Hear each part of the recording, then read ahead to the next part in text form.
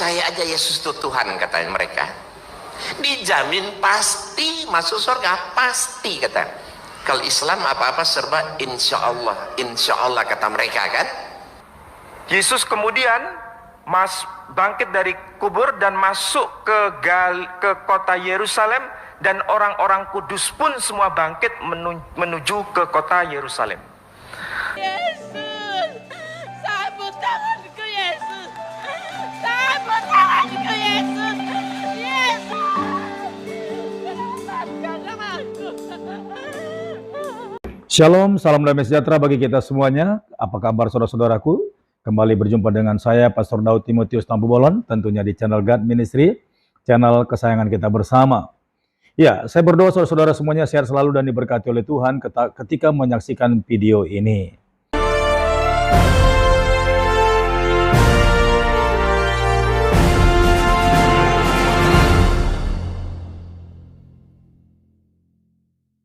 Ya, seperti potongan video pendek di depan, bagaimana para ustadz-ustadz ataupun tokoh-tokoh agama muslim belakangan ini ramai membahas Alkitab di dalam masjid dengan tujuan yang sebenarnya tidak bermaksud mulia, tetapi untuk mencari kesalahan atau mungkin ada penjelasan yang mendukung mereka untuk menjatuhkan iman umat Kristen.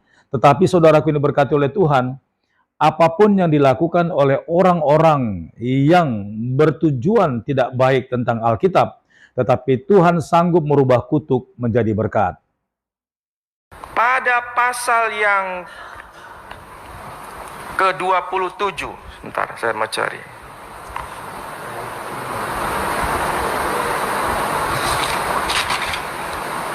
Nah,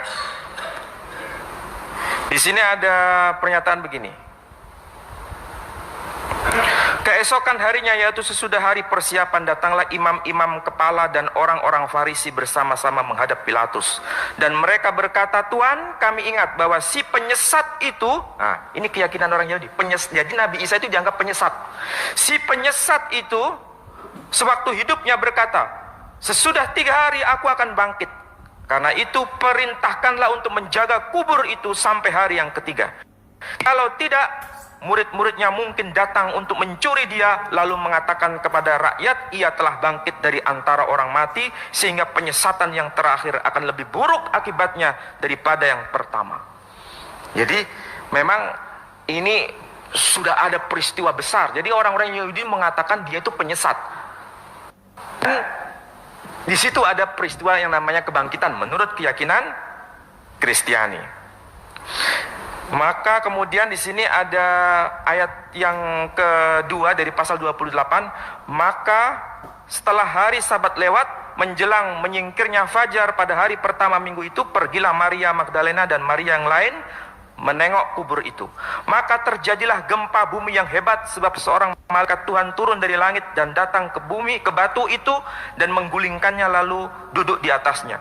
Wajahnya bagian kilat dan pakaiannya putih bagian salju, dan penjaga itu gentar ketakutan dan menjadi seperti orang-orang mati. Kemudian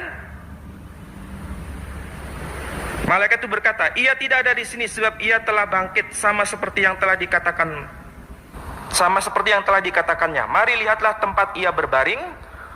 Nah, kemudian di sini ada ungkapan,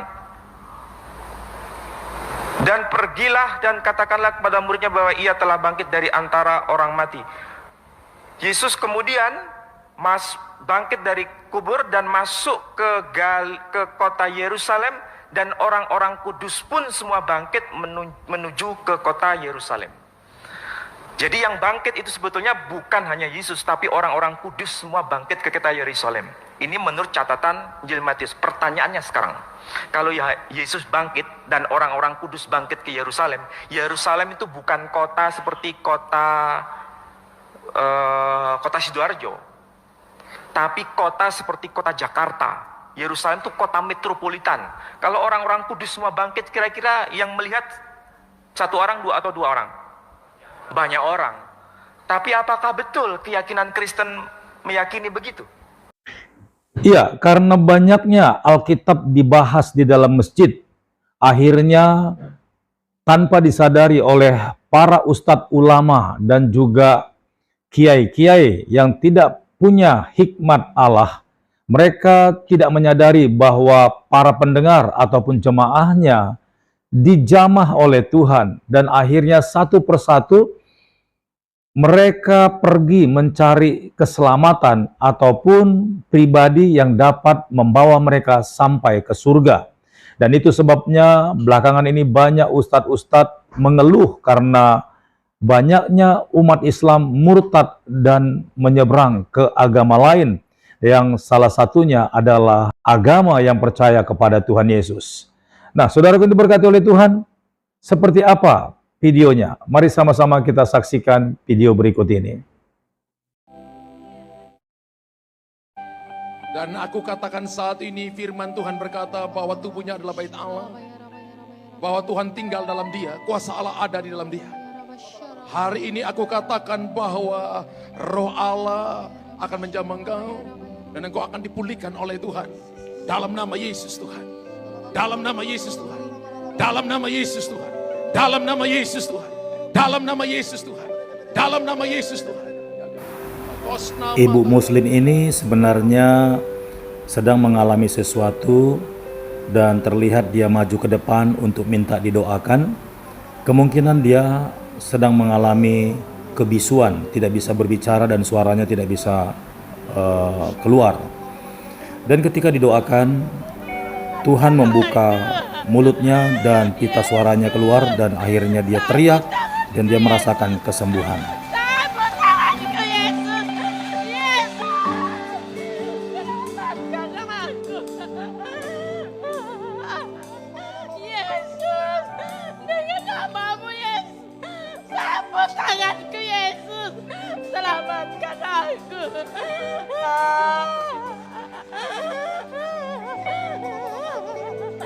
Yesus. Prabowo.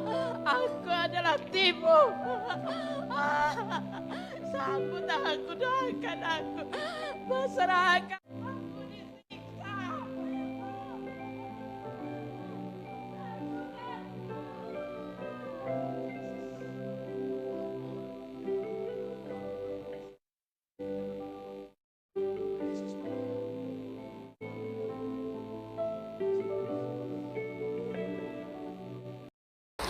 Cukup percaya aja Yesus itu Tuhan, katanya mereka. Dijamin pasti masuk surga, pasti kata.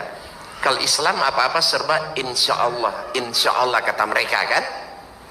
Tapi kalau di Kristen cukup percaya Yesus Tuhan, dijamin pasti masuk. Ibadah seminggu sekali jamin pasti masuk surga. Wah. Ya, secara pribadi saya mengucapkan terima kasih banyak kepada para tokoh-tokoh agama Islam yang selalu membawa Alkitab serta membukanya di depan jemaahnya, lantas dibahas, saudara.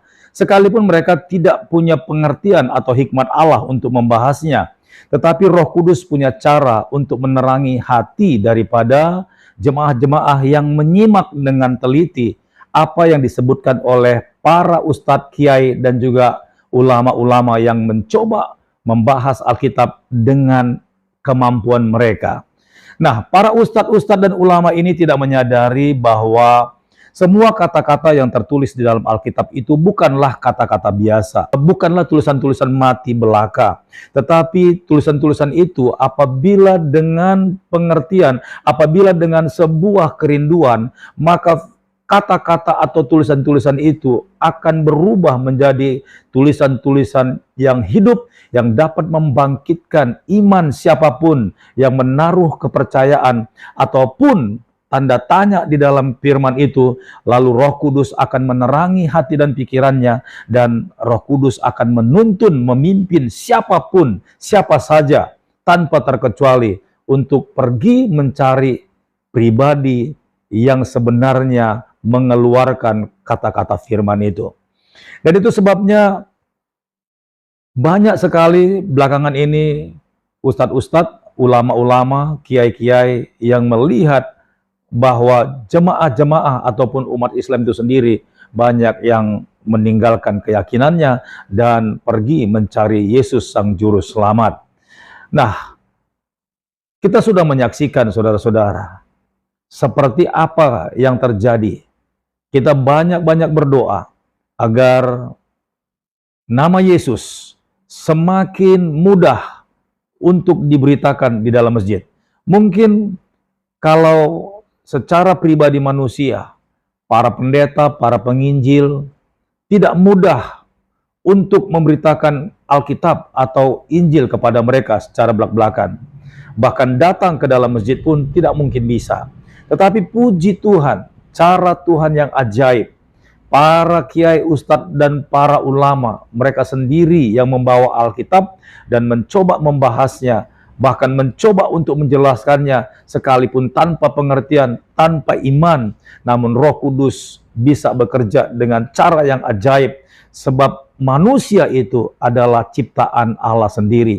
Di dalam manusia, di dalam pribadi manusia, ada titipan Roh Allah, yaitu antena untuk menangkap sinyal-sinyal kebenaran dari siapapun yang mengucapkannya.